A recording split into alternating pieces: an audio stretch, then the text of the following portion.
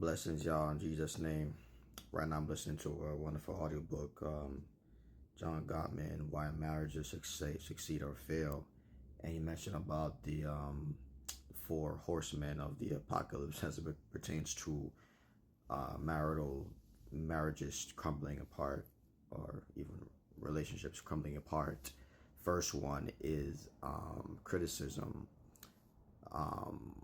As when you first start to date somebody, get to know somebody, it's usually easy to highlight their highlights, highlight their positive things, and not really tell them what's really wrong with them. You was saying what's good about you, what's good about that person. Um, you looking good, you did that well, you did that good. You're so quick to say what's good about that person. But as the years goes by, we tend to not be as careful with how we speak to that person. So we're getting more critical about things, quick to say the person's shortcomings, what they're doing wrong. So we really need to be very careful of how we're speaking to our partners, people in general. The critical remarks, criticism is, there's a way to say things. You can give constructive feedback, but you must be careful of the way you're doing it, your tone of voice, the quality of your words. Okay, and the next one is that can destroy relationships is contempt.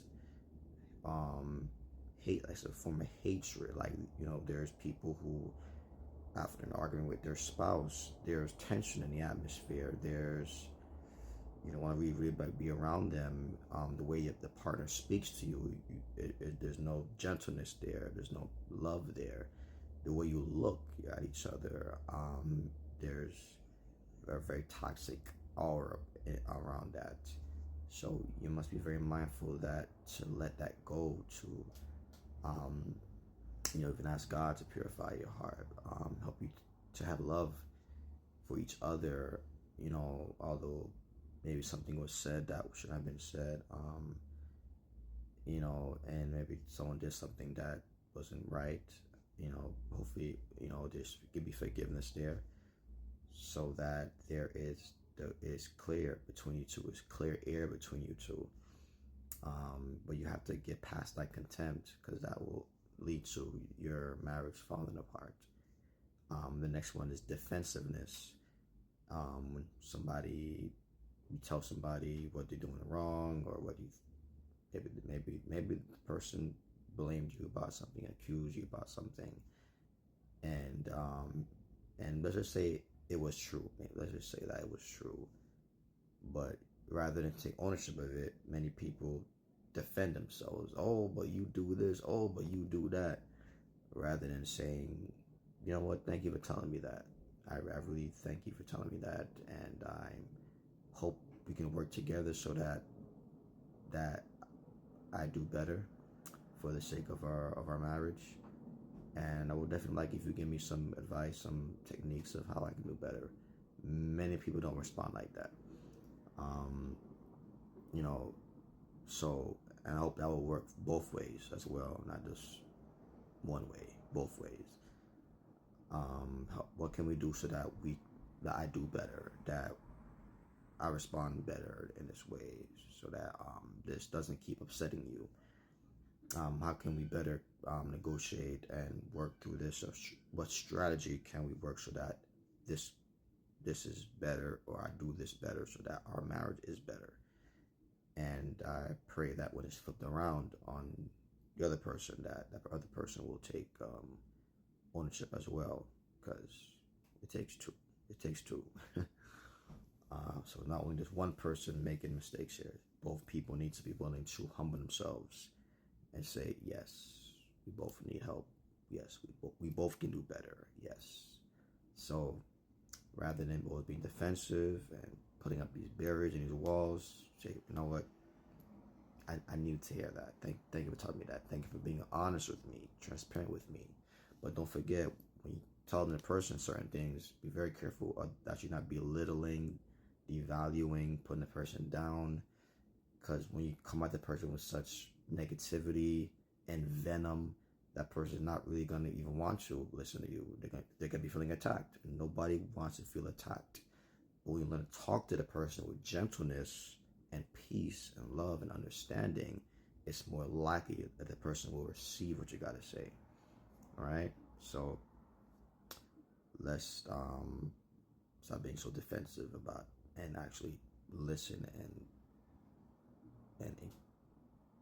understand what the person is trying to tell us, and even give them that benefit of making that that thing known.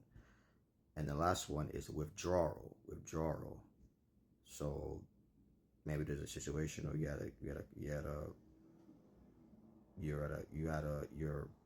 you want to talk about something.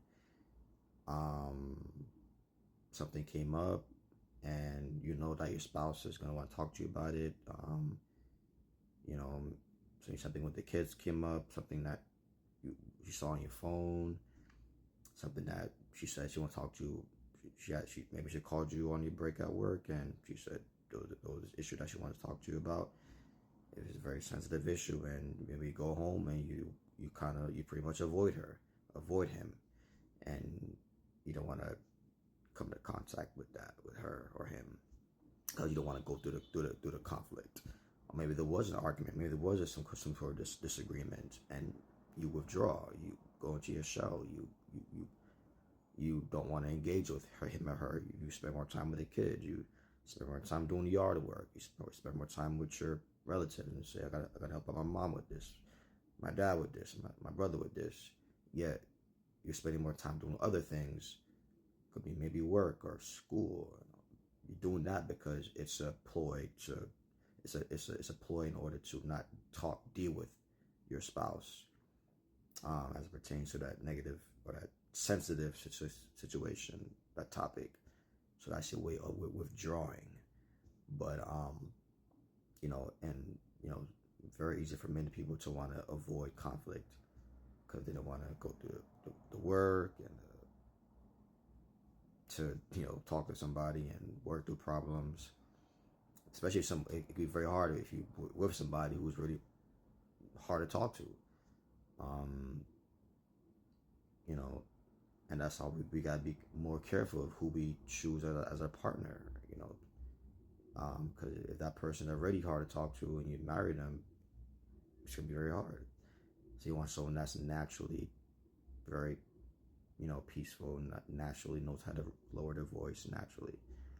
Because you sign up for it, and you go through that,